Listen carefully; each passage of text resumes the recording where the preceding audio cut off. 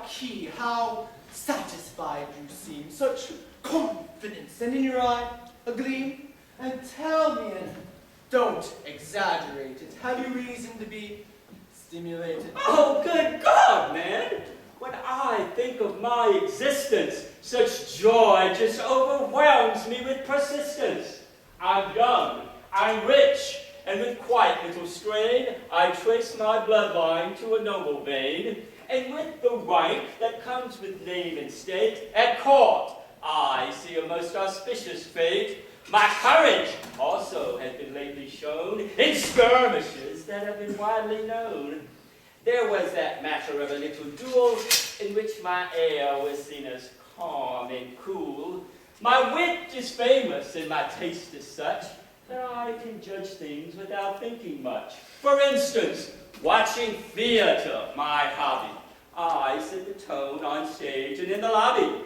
The play's success rests on my cheer or hiss, should I determine something is amiss. I have a strong physique, a handsome face, a narrow waist, and all my teeth in place. As for my dress, the city forms a passion for every item I say fits the fashion. To visit with them, all the lords implore me, and all the lasses say how they adore me. And thus, in both my person and my faction, I have rationale for such self-satisfaction. But, sir, if all the ladies are so eager, why scour here where prospects are so meager? Oh, meager, do you say? I'm not the kind who chases after ladies quite completely blind. Some men may dote on women who don't show the slightest hint of how their love may go. They grovel at their feet, and there for years they press their case with sighs and hopeless tears, and hope that by a show of rash fidelity, the last might one day frolic to his melody. And yet, it makes no sense to one like me to sacrifice myself for hopeless plea. However fair, however high her birth, I'm certain I'm of equitable worth, and if to want her I should condescend, some gratitude the girl will have to spend. I might express my interest here a little, if she might simply meet me in the middle. And so the mistress shared with you some word? Oh, I've several reasons, I'm quite assured. The sad conclusion you have reached is blind. Delusions drive you right out of your mind. Of course, I'm deluded, blind, I see. What other reason for this reckless plea? Oh, delusion! Have you found her that salute? I'm simply blind. But tell me, what's your proof? Out of my mind. Well, has she ever spoken of further plans or given any token? Oh, no, she hates me. Please tell me, do. I make her nauseous. Oh, enough from you. What sign have you of love or some affection? No sign at all. I'm sure you're her selection. In fact, I'm so fully out of hope, I'll hang myself soon as I find some rope. All right, Marquis, let's call a truce, I pray. And let's agree on one thing here today.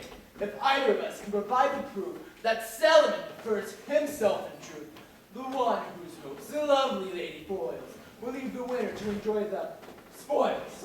Now there's an offer with a great appeal. All right, Marquis, you've got yourself a deal. But hush.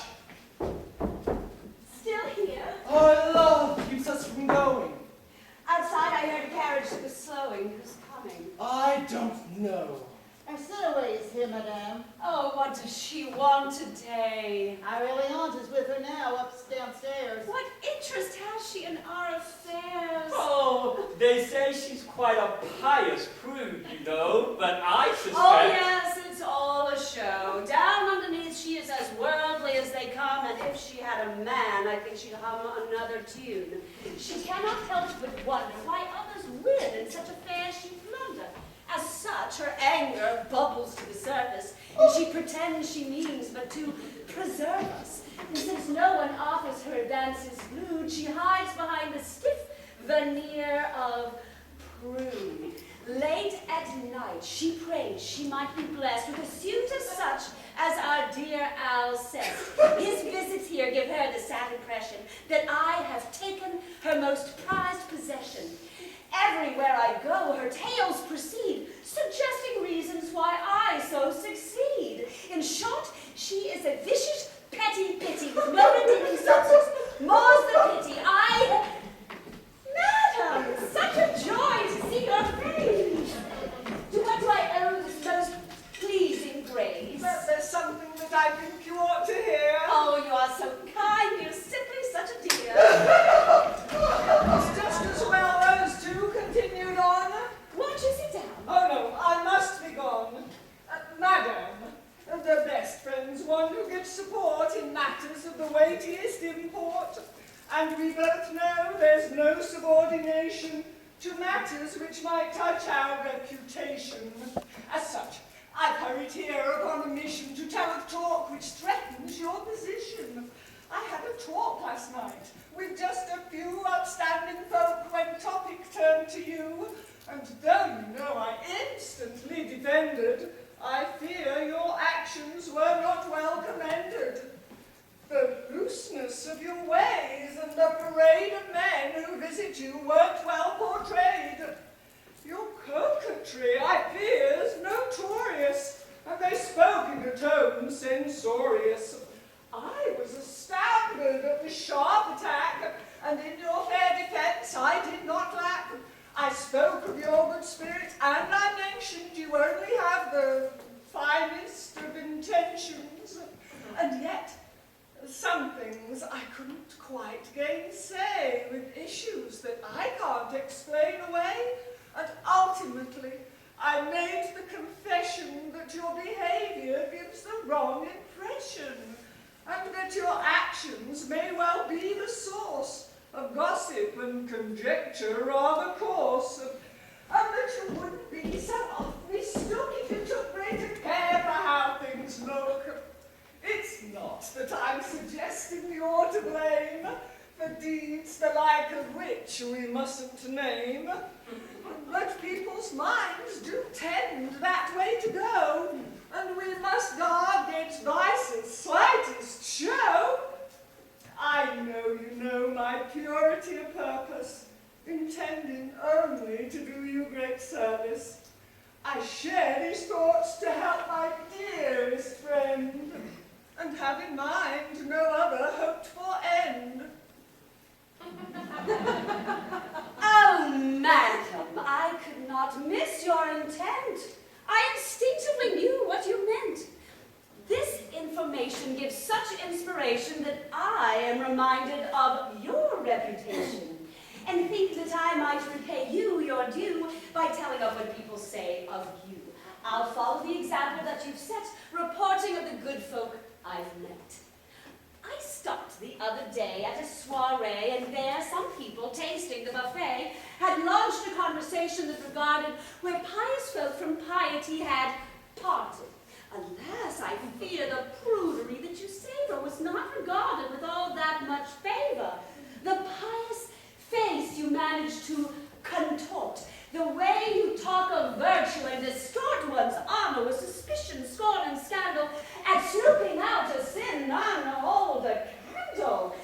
The self-esteem you hold so dear, while mankind earns your crocodile tear. Most notably, the twisted way you measure the nature of man's inoffensive pleasure. All this, madame, to say with simple candor is treated as no more than reckless slander. Why does, they ask, she put on this pious show when everything she does belies it so? She says her prayers as much as would a nun, and then she cheats her maids of wages they have won. She spreads her piety all through the parish, and then she paints her face all thick and garish. On naked statues she would place a ban, but she wouldn't mind a naked man. Of course, I told them that they were being vicious and that your nature really wasn't that malicious, but I could not stop their newfound conviction, and they suggested that I make interdiction and tell you to leave off their moral health and rather worry more about yourself.